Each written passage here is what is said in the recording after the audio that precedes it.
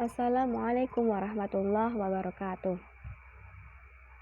Di sini kami dari kelompok 11 yang akan menjelaskan tentang materi silsilah, diagram silsilah dan gen letal, di mana kelompok kami beranggotakan 3 orang. Yang pertama yaitu saya sendiri, Abidatin Soimah NIM 41, rekan saya Afid Rohman NIM 57, dan Fadilah Salsabila NIM 58. Pada kesempatan kali ini kita akan membahas yang pertama yaitu tentang diagram silsilah atau pedigree chart. Nah, untuk materi yang pertama saya akan sampaikan definisi dari diagram silsilah, yaitu diagram yang menunjukkan fenotip dan genotip untuk organisme tertentu dan leluhurnya atau beberapa generasi. Nah, fungsi sendiri dari diagram silsilah yaitu untuk menentukan cara pewarisan suatu penyakit atau sifat tertentu dan untuk memprediksikan kemungkinan kemunculannya di antara keturunan. Yang selanjutnya yaitu simbol diagram silsilah atau pedigree chart, yaitu di mana ahli genetika menggunakan seperangkat simbol standar untuk mewakili jenis kelamin, hubungan keluarga, dan fenotip individu. Nah, dari hasil silsilah dalam penyajian informasi keluarga dalam bentuk bagan yang mudah dibaca, itu bisa disebut dengan pohon keluarga. Silsilah menggunakan seperangkat simbol standar dengan kotak mewakili laki-laki dan lingkaran mewakili perempuan. Jadi simbol dari diagram silsilah sendiri itu biasanya ditandai dengan dua simbol. Yang pertama itu kotak, biasanya itu simbol laki-laki, dan lingkaran itu untuk simbol perempuan. Nah, ini bisa dilihat ada contoh simbol.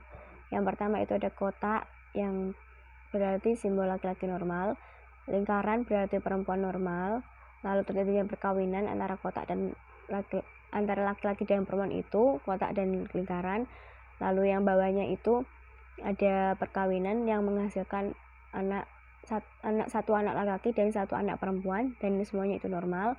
Lalu yang bawahnya itu simbol dimana kembar non identik dan itu berada di dua telur. Lalu yang di bawahnya itu disimbolkan untuk jenis kelamin tak ditentukan. Lalu yang sebawahnya ada angka di tengah-tengahnya, di dalam kotak dan lingkaran itu ada angka yang disimbolkan untuk nomor anak dan jenis kelamin. Yang di bawahnya itu ada yang ada warna merah semua, itu disimbolkan untuk individu yang memiliki sifat atau penyakit tertentu. Lalu sebelahnya sampingnya itu ada perpaduan warna antara merah dan putih, itu di antara kotak dan lingkaran itu disimbolkan untuk heterozigot untuk autosomal resesif.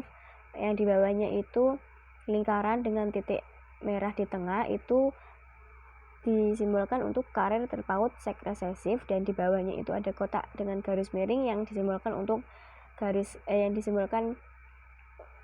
silsilah mati. Yang di bawahnya dengan tanda garis dan diikuti dengan lingkaran merah itu menandakan simbol aborsi atau mati sebelum lahir dan jenis kelamin belum pas. Lalu di bawahnya itu menunjukkan simbol sifat dimaksud penyakit. Dengan anak panah itu menunjukkan individu yang dimaksudnya. Jadi kalau misalnya itu kotak berarti laki-laki yang berpenyakitan. Kalau yang perempuan itu lingkaran dengan di bawahnya ada tanda panah. Lalu yang selanjutnya itu gambar simbol dimana menunjukkan pedigree atau silsilah dengan penyakit pada anak nomor 2 dan generasi 2. Lalu yang di bawahnya itu perkawinan dengan kerabat dengan ditandai dengan kotak sama dengan lingkaran. Lalu yang terakhir itu perceraian dengan disimbolkan dengan dua garis miring. Yang selanjutnya yaitu bagaimana cara membaca pedigree chart atau diagram silsilah. Yang pertama yaitu menentukan apakah kelainan bersifat dominan atau resesif. Yang dimana yang bersifat dominan itu jika parentalnya memiliki kelainan. Lalu jika yang bersifat resesif itu dia tidak memiliki kelainan karena dapat berupa heterozigot. Nah, contohnya yang pertama itu ada dominan.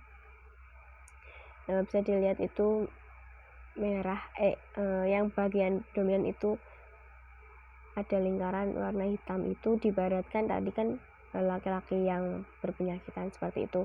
Kalau yang resesif itu hanya satu, itu biasanya ada di bagian laki-laki. Yang kedua itu menentukan sifatnya, autosomal atau X-linked atau terpaut pada kromosom X, di mana yang bersifat autosomal itu dia rasio kelainan pada laki-laki dan perempuan sama. Kalau dia bersifat X-linked, dia kelainannya lebih tinggi pada individu laki-laki. Nah, jadi kalau autosomal itu ada pada kelainan laki-laki dan perempuan, kalau yang di X-linked itu berada di pada individu laki-laki. Contohnya itu autosomal itu ada di laki-laki dan perempuan, yaitu di kotak dan laki-laki itu ada pewarnaan. Kalau di yang ini itu dia kebanyakannya itu ada pada laki-laki, jadi yang perempuan itu hanya satu pada gambar tersebut. Baik, selanjutnya akan dijelaskan oleh rekan saya, Mas Afid Rahman. Waktu dan tempat saya persilahkan. Nama saya Afid Rahman, NIM 57. Di sini saya akan menjelaskan yaitu contoh pedigree card peta silsilah golongan darah berikut. Ya, bisa dilihat yaitu golongan darah A, golongan darah B, golongan darah O, golongan darah AB, A bertemu dengan B, terus A bertemu dengan B, X. Pertanyaannya yaitu individu X memiliki golongan darah titik.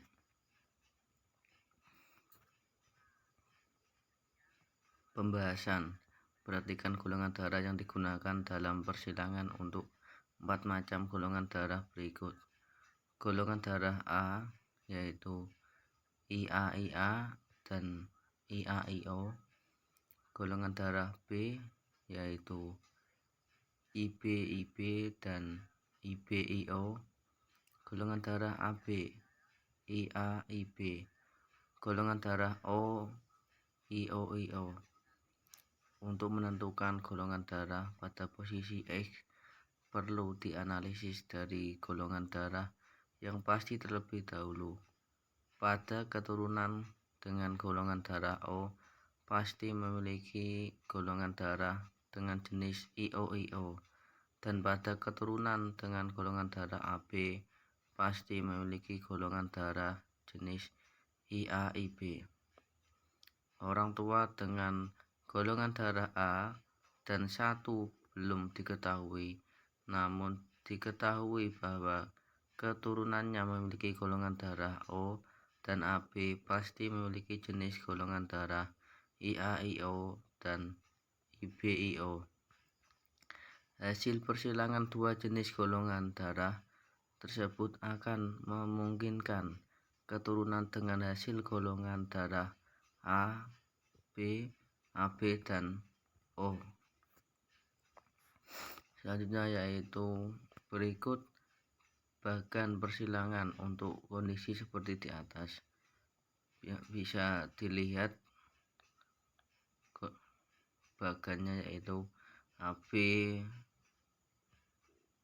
A bertemu dengan AB yaitu jadi A, terus IA-IO, terus AB, A bertemu dengan B yaitu X, IB-IO, terus punya keturunan yaitu O, IO-IO, A, terus B, AB, IA, IB. Dari informasi yang diberikan pada soal tersebut, A terus X menghasilkan A X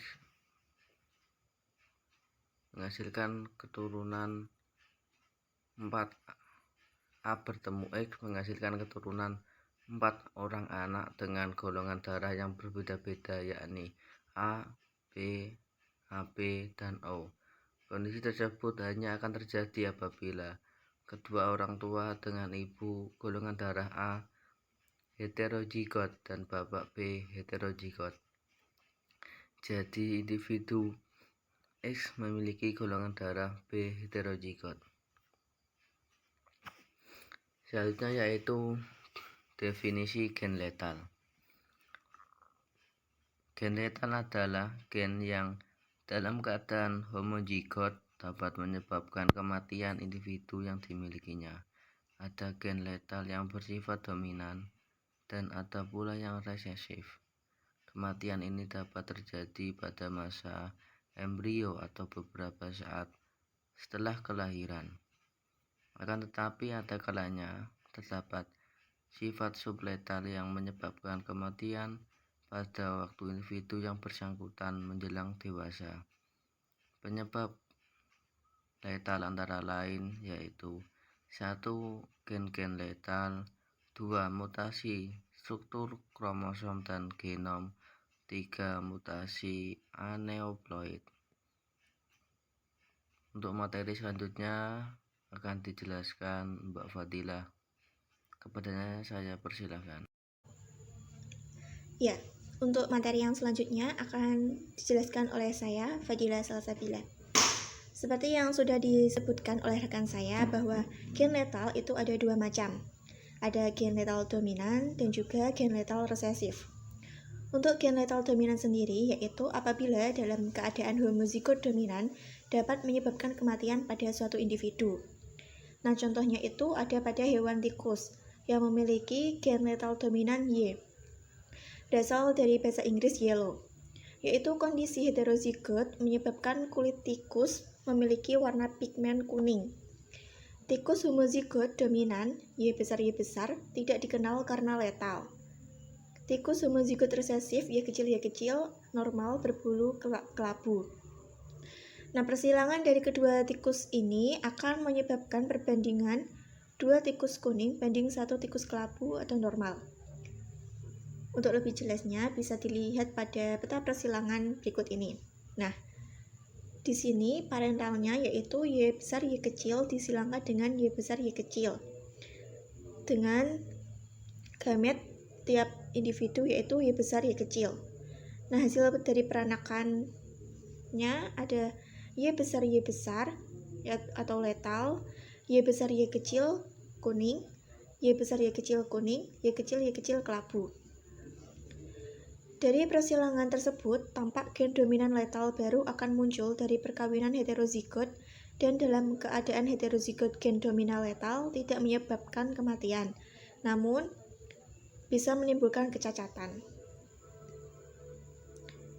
Contoh yang berikutnya yaitu pada manusia yang biasa dikenal dengan brachifalangi. Keadaan di mana orang memiliki jari pendek yang disebabkan karena tulang-tulang jari pendek dan tumbuh menjadi satu. Cacat ini disebabkan adanya gen dominan B besar dan merupakan cacat keturunan. Penderita brachifalangi adalah heterozigot B besar B kecil, sedangkan orang berjari normal adalah homozigot B kecil. Jika gen dominan homozigot B besar akan memperlihatkan sifat letal. Jika ada 2 orang brachifalangi yang menikah, maka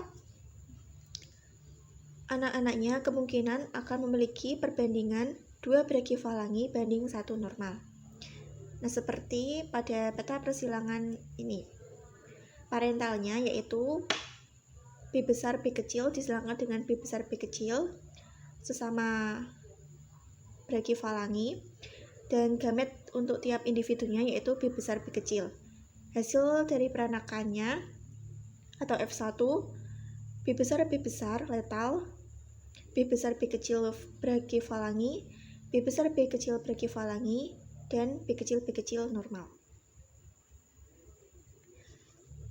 Yang berikutnya ada gen letal resesif, yaitu apabila dalam keadaan homozigot resesif akan menyebabkan kematian pada suatu individu.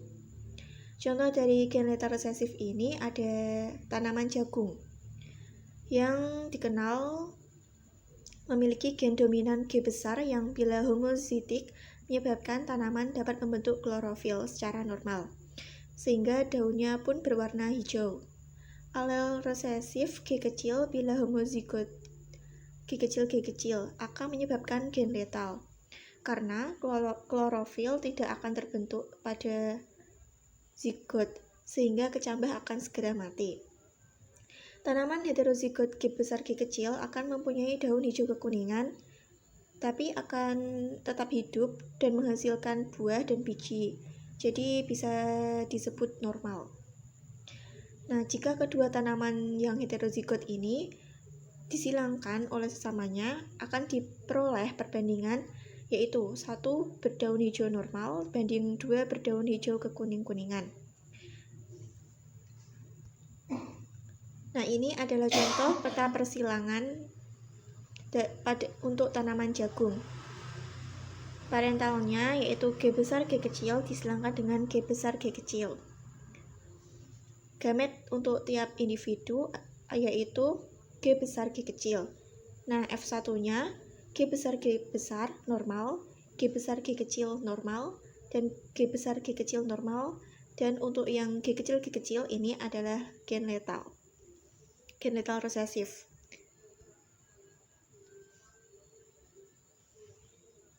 Nah, berdasarkan contoh-contoh yang sudah kita pelajari, bisa disimpulkan bahwa gen letal dominan itu dalam keadaan heterozigot akan memperlihatkan sifat yang cacat, tapi tidak pada gen letal yang resesif.